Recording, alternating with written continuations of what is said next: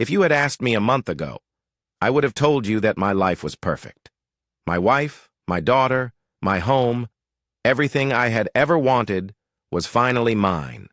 But now I don't know if any of it was real.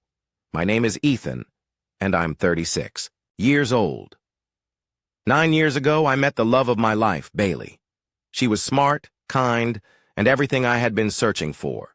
At the time, I was fresh out of a long, toxic relationship with Olivia, my ex-girlfriend who had spent years making me feel worthless. I had completely cut Olivia out of my life, blocked her on everything, moved on. Bailey and I built a beautiful life together. We got married after the pandemic, bought our first home, and even struggled through fertility issues before finally welcoming our daughter into the world last year. I was happier than I ever thought possible. I had escaped the pain of my past and found the family I always wanted, or at least that's what I believed, until last Monday when I made a horrifying discovery that changed everything. It started out as such a small thing. My laptop battery had died while I was checking on some tax documents, so I grabbed Bailey's work tablet. We never had issues with privacy. I trusted her and she trusted me. But when I opened the browser, I saw that she had an incognito tab open. I almost ignored it, but something felt off. Then I noticed it. A Google Photos album labeled XX. I had no reason to suspect anything sinister, but curiosity got the best of me. I clicked on it, and my entire world fell apart. There were hundreds of photos, 348 to be exact, of Olivia, pictures spanning years. Some were from public events, some from vacations, others were yearbook photos from high school. Many were candid shots, images I couldn't even imagine how Bailey had found. Some were zoomed-in screenshots from videos. In every single one, Olivia was the focus.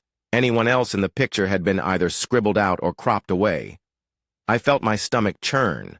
My chest tightened. My hands shook as I scrolled further. Then I found the other albums.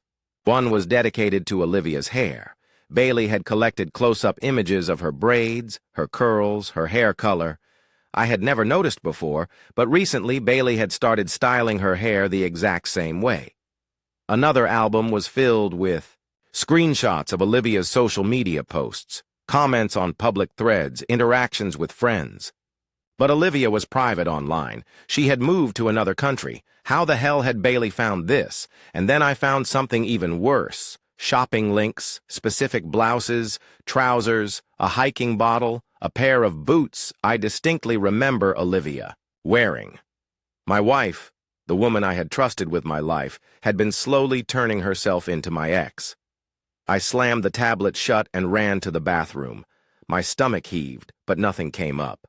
I splashed cold water on my face, gripping the sink, to keep my knees from buckling. My mind was racing.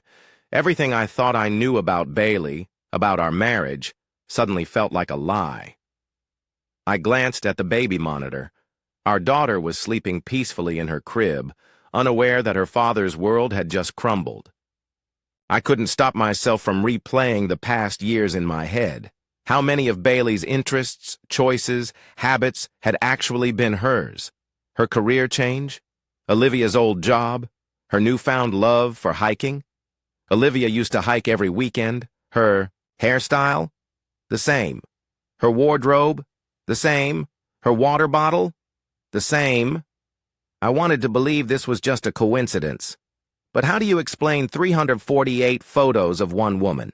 I stared at our wedding photos on the wall. Had she been pretending to be someone else this entire time? The worst part was, I never spoke highly of Olivia. If anything, I had painted her as a villain, the woman who broke me. So why the hell was my wife obsessed with her? I didn't sleep that night. My mind was trapped in a cycle of denial, panic, and fury. By the next morning, I had decided I couldn't live like this. I needed answers. Bailey was feeding our daughter when I asked her to take a walk with me. She must have sensed something was wrong because her face tensed. I didn't bother easing into it.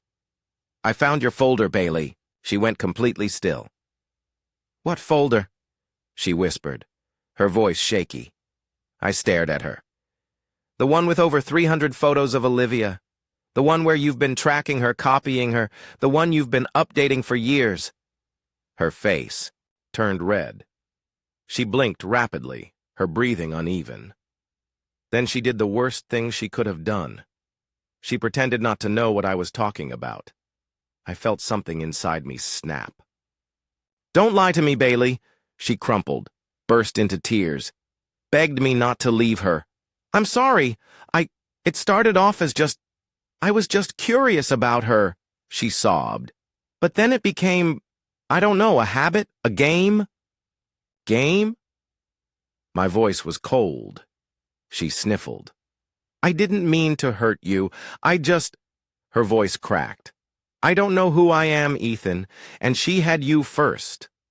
That's when it hit me. She hadn't just been obsessed with Olivia.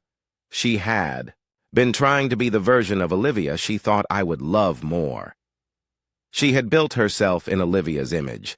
I felt sick all over again. We took a break after that. Bailey went to therapy. We did couples counseling. She promised she had stopped, deleted everything in front of me. Over the next few months, she slowly started dressing like herself again. The hair changed back. Some of the outfits disappeared. But trust? Trust doesn't come back overnight. I don't know if she has a backup account. I don't know if she's still searching, still watching.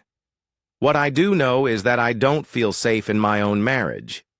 Want to believe she can heal, that we can move past this. But some betrayals are impossible to forget. And I don't know if I'll ever look at my wife the same way again. Thank you for watching. If you haven't subscribed yet, please do so and hit the notification bell to stay updated with more shocking real-life stories happening around you.